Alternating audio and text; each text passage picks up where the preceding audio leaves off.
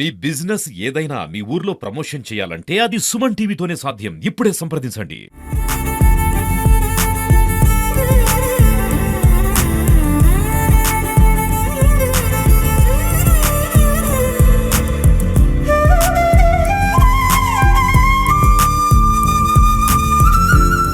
ఎక్కడ చూసినా మహానాడు పార్టీ ఘన విజయంతో అధికారంలోకి వచ్చిన తర్వాత మొదటిసారి జరుగుతున్నటువంటి మహానాడుకు కడప వేదిక అయింది.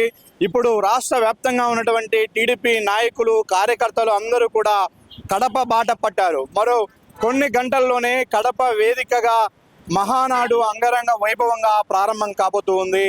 ఇప్పటికే రాష్ట్ర వ్యాప్తంగా ఉన్నటువంటి మంత్రులు, నాయకులు, ఎమ్మెల్యేలు, ఎంపీలు, కార్యకర్తలతో సహా, అభిమానులతో సహా అందరూ కూడా ఆయా మార్గాల్లో కడపకు వస్తూ ఉన్నారు.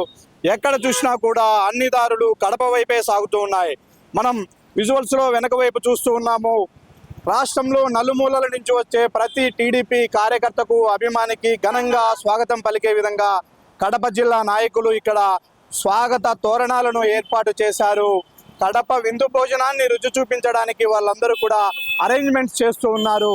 ఈసారి నా భూతో నా భవిష్యత్ అనే విధంగా కడపలో మహానాడు నిర్వహించడం కోసం జరుగుతున్నటువంటి ఏర్పాట్లన్నీ కూడా కొలిక్కొచ్చాయి. మరి కొన్ని గంటల్లోనే జాతీయ అధ్యక్షుడు, రాష్ట్ర ముఖ్యమంత్రి నారా చంద్రబాబు నాయుడుతో పాటు నారా లోకేష్ కూడా మహానాడు జరిగే సభా ప్రాంగణానికి చేరుకోబోతూ ఉన్నారు.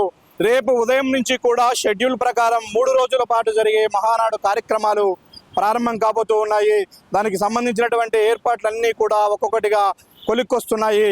రాష్ట్ర వ్యాప్తంగా వస్తున్నటువంటి లక్షలాది మంది నాయకులు, కార్యకర్తలందరికీ కూడా ఒకవైపు వాళ్ళు విడిది చేయడానికి కావలసినటువంటి సౌకర్యాలతో పాటు 3 రోజుల పాటు వారికి భోజన వసతులను కూడా ఎక్కడ ఎలాంటి ఇబ్బంది కలగకుండా కమిటీలను ఏర్పాటు చేసి ఆయా కమిటీలకు కేటాయించినటువంటి బాధ్యతల ప్రకారము నాయకులందరూ కూడా నిమగ్నమయ్యారు. ఇప్పటికే రాష్ట్ర క్యాబినెట్ మొత్తం కడపలోనే మోహరించింది.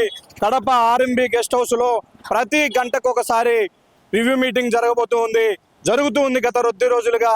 ప్రతి గంటకు మహానాడు ఏర్పాట్లు ఎంతవరకు వచ్చాయి అనే విషయాలపైన వాళ్ళు ఈ సమీక్షలు నిర్వహిస్తున్నారు.